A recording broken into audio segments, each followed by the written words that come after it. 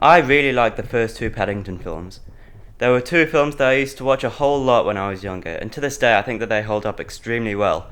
When I heard they were making a third, I was excited without a doubt, but then it was revealed that a lot of the original team wasn't returning, including Paul King and Sally Hawkins. My excitement was slowly dwindling. But now it's here, and is it good? Well, here are my thoughts. I'll be going through without spoilers at first, but then I'll get into spoiler territory. I don't think it's terrible, but I also don't think it's anywhere close to the first two. I think it's good that another culture is depicted in a film like this, but I do wish it focused on it a bit more than it does. The plot is okay at best, it's fairly generic and predictable.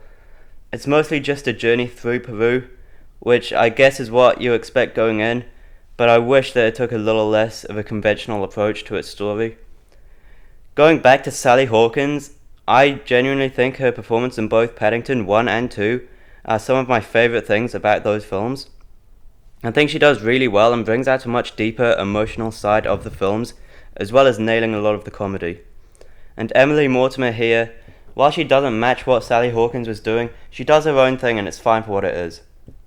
It never feels like she's trying to replicate what Sally Hawkins was doing, and like I said, her performance is fine for what it is. She makes her own lane and doesn't distract from anyone else. I will say that the dynamic between the family doesn't feel the same.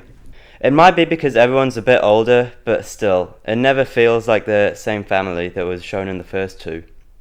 The effects also don't feel as polished. The green screen, which is used in most of the films, sometimes looks a bit iffy, as well as the CGI on Paddington himself. There's nothing crazy going on in the cinematography department. The lighting is pretty basic. It does the job, but could have added a bit more than what it does. Same with the blocking, set and costume design. There's just nothing crazy. I will say though, that the loss of Paul King doesn't feel as great as I was expecting. Dougal, the director. I actually like what he does here a lot. He makes it feel less of a cash grab and more of a heartfelt family film with a lot of personality. The camera is always pretty dynamic and full of life, which is fun. That's it for the spoiler-free review. Skip here to avoid spoilers if you want. Going back to the plot, the villains are kind of weak and disappointing considering the actors playing them. They're also extremely generic.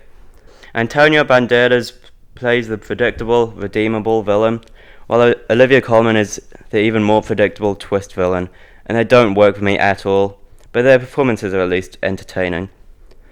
I do like how at the end it flips the whole idea that I was completely expecting it to go down, that being just what I'm going to call the Toy Story 4 ending.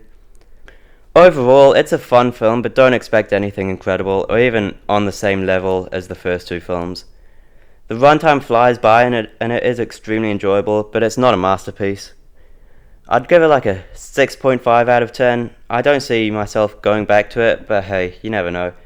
Maybe it'll grow on me and I'll consider it on the same level as the first two one day.